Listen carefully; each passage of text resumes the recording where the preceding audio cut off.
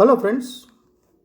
We are going to discuss chapter number 14 Conjunctions. Let's see. Read these sentences. We went home because it was getting dark. Second sentence. Ami went to Chennai and then to Pondicherry. Third, either John or Mansi has my book. So, the words in bold are conjunctions. जो bold में जो words हैं वो conjunctions हैं. लेकिन conjunction किससे कहते हैं? We know that conjunction is joining word. Conjunction है वो जॉइनिंग वर्ड है दैट कनेक्ट वर्ड्स. दो वर्ड को ज्वाइन करते हैं, दो फ्रेज को ज्वाइन करते हैं, क्लॉजेस और sentences. Phrase means a group of words that has not complete sense, that is phrase. And clause of sentence, that's group of words that make complete sense, that is sentence. So दो word को, दो phrase को या close और sentences को जो जोड़ता है उसको हम क्लोज कहते हैं. तो पहले हम देखेंगे कोऑर्डिनेटिंग कंजक्शंस. दो प्रकार के कंजक्शंस होते हैं, coordinating conjunctions and subordinating conjunctions. यहाँ पर हम कोऑर्डिनेटिंग 4 कंजक्शन उसकी चर्चा करेंगे, एंड, बट, और, येट. तो देखो यहाँ पे लिखा हुआ है, we know that conjunction is joining word that connects words, phrases, clauses और सेंटेंसेस. कोऑर्डिनेटिंग कंजक्शन किसे कहते हैं? A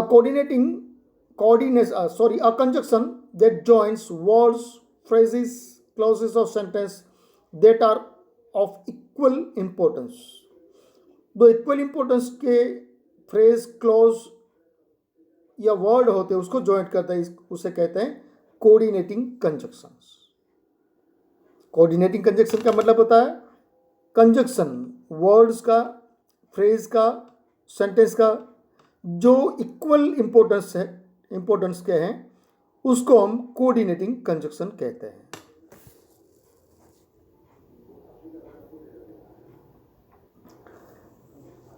this table shows how to use coordinating conjunction. तो कोऑर्डिनेटिंग कंजक्शन है जो सेम इंपॉर्टेंस के हैं उसको हमें ज्वाइन, वो जो वर्ड, सेंटेंस या क्लोज को ज्वाइन करना है फ्रेज को, तो वो कैसे करते हैं, उसका कार्य क्या है. तो पहले एंड को देखते हैं. एंड है वो कोऑर्डिनेटिंग कंजक्शन है. Adds two things that are similar.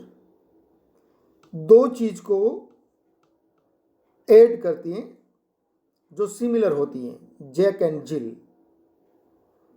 ये वर्ड को जैक एंड जिल, फ्रेज को in school and at home.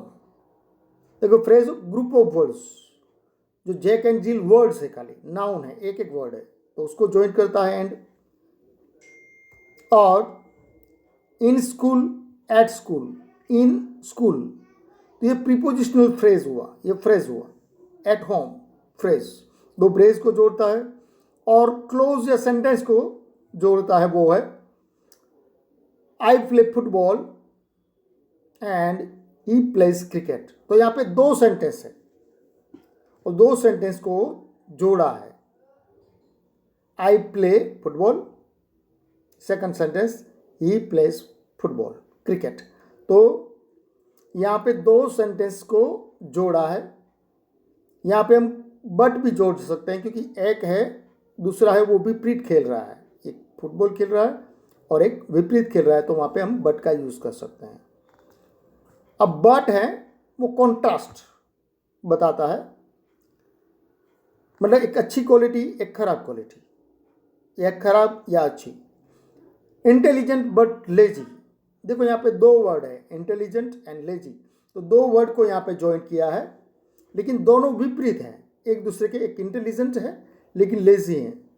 अब फ्रेज का देखते हैं, not at home but in school. यहाँ पे भी contrast, not at home but school. दो फ्रेज है, एक से ज़्यादा वर्ड बन के जो बनाता है लेकिन उसका कंप्लीट मीनिंग नहीं होता है, उसको हम फ्रेज कहते हैं। अब sentence, Reena is tall but our sister is taller.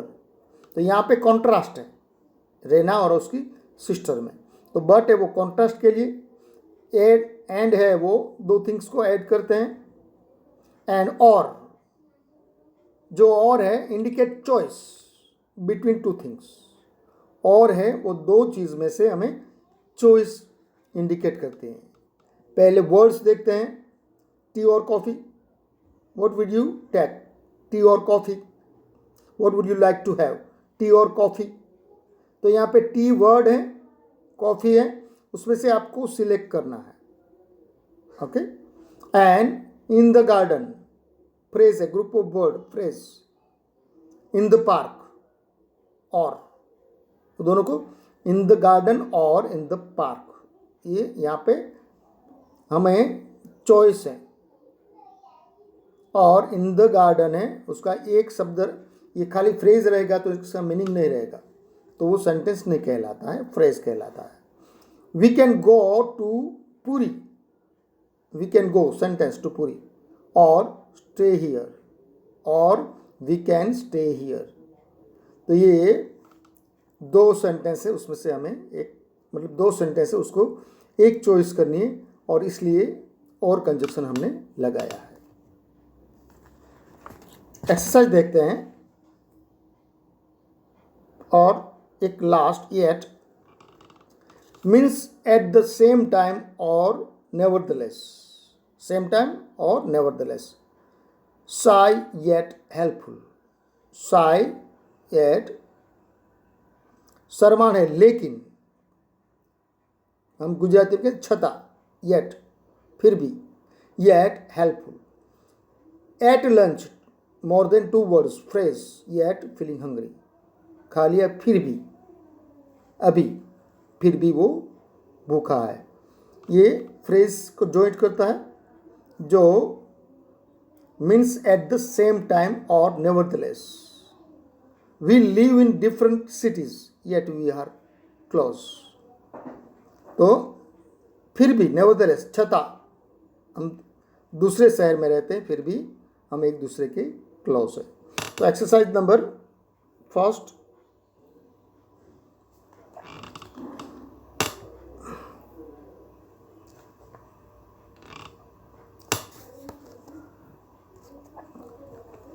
choose the correct conjunction to complete these sentences।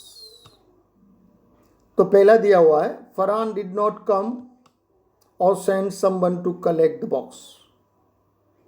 तो यहाँ पे उसने कुछ नहीं किया है, दो में से एक करना, मतलब neither, Farhan did not come or send someone to collect box। तो एक दिया हुआ और conjunction, coordinating conjunction, they all fell off the stage। देखो सब गिर गए, no one was hurt। लेकिन देखो कॉन्ट्रास्ट है, सब गिर गए लेकिन किसी को लगा नहीं, बट, किंतु, परंतु। they all fell off the stage but no one was hurt। और यहाँ पे ठीक लगेगा नहीं, क्योंकि यहाँ पे कॉन्ट्रास्ट है मीनिंग में। you must dance gracefully or you will not be part of the troupe। देखो यहाँ पे चॉइस है, आपको ग्रेसफुली डांस करना पड़ेगा, नहीं तर, अथवा आप इस ट्रूप का पार्ट नहीं बन पाओगे। तो यहाँ पे और, हमें और लिखा है। I woke up late, I woke up late, फिर भी, छता, yet I reach school on time, मैं लेट उठा फिर भी। देखो मीनिंग आप समझोगे सेंटेंस का, तो आपको कोई रूल्स याद रखने की ज़रूरत नहीं है, ग्रामर है, और रूल्स से ज़्यादा अगर प्रैक्टिस करोगे तो उससे इजी याद रहता है। मीनिंग जान लो, मैं जल्दी उठा, मैं स्कूल टाइम पे पहुंच गया, तो क्या होगा, यही होगा ना, फिर भी, किंतु, पर, मतलब फिर भी मैं, पहुंच गया. Sit down on the boat और you will fall into the water. बैठ जाओ वरना गिर जाओगे. बैठ जाओ वरना गिर जाओगे. येट नहीं आएगा. Arjun likes to compose music and lyrics. देखो यहाँ पे दोनों पॉजिटिव थिंग्स है. अगर नेगेटिव होती तो कॉन्ट्रास्ट होता तो बट आता. तो उसको कंपोज करना, म्यूजिक कंपोज करना और लिखना, कंपोज म्यूजिक एंड लिरिक्स अच्छा लगता है दोनों. I think the test is tomorrow. I am not sure. देखो यहाँ पे फर्स्ट सेंटेंस है और उसके संक्षेप में उसके सामने दूसरा सेंटेंस है, वो उसके ऑपोजिट में है, कॉन्ट्रास्ट में है. कल एग्जाम है लेकिन मैं श्योर नहीं हूँ और मैं श्योर हूँ ऐसा हो नहीं सकता है. अगर हिंदी गुजराती का ग्रामर देखोगे तो भी पता चल जाएगा कि I think test is tomorrow but I am not sure. लेकिन मैं श्योर नहीं हूँ और मैं श्योर हूँ ऐसा नहीं है. Sudha may be in her room in the kitchen. Sudha room में या किचन में होगी. एंड नहीं आएगा यहाँ पे, कोई एक जगह है वो चॉइस करनी है. तो ये एक्सरसाइज नंबर ए देखिए. अब हमने कोऑर्डिनेटिंग, अब सबऑर्डिनेटिंग कंजक्शन देखते हैं. तो सबऑर्डिनेटिंग कंजक्शन क्या है? तो subordinate conjunction used to join a main clause and subordinate clause. दो प्रकार के क्लॉज होते हैं, मेन क्लॉज और सबऑर्डिनेट क्लॉज. तो मेन क्लॉज है वो अपने आप स्टैंड कर सकता है, अपने आप खड़ा रह सकता है, अपने आप कंप्लीट मीनिंग दे सकता है. लेकिन सबऑर्डिनेट क्लॉज है वो मेन क्लॉज पे डिपेंड करता है और बाद में अपना कंप्लीट मीनिंग बताता है. It helps to indicate time, place, purpose, condition, reason, contrast and so on. तो दो क्लॉज को जो जोड़ने का काम करते हैं उसको हम सबऑर्डिनेटिंग कंजक्शन कहते हैं. Subordinating conjunction is used to join main clause and subordinate clause. और इट हेल्प टू इंडिकेट, और time, place, purpose, condition, reason और कॉन्ट्रास्ट को इंडिकेट करने का वो काम करता है. चलो देखते हैं. पहले subordinate conjunction when, while, till, until, whenever, before, after, as soon as, since, until. तो ये इंडिकेट टाइम. व्हेन समय बताता है, while, till, until, whenever, before ये समय बताता है, इसलिए समय इंडिकेट करता है. We can not go out until father returns.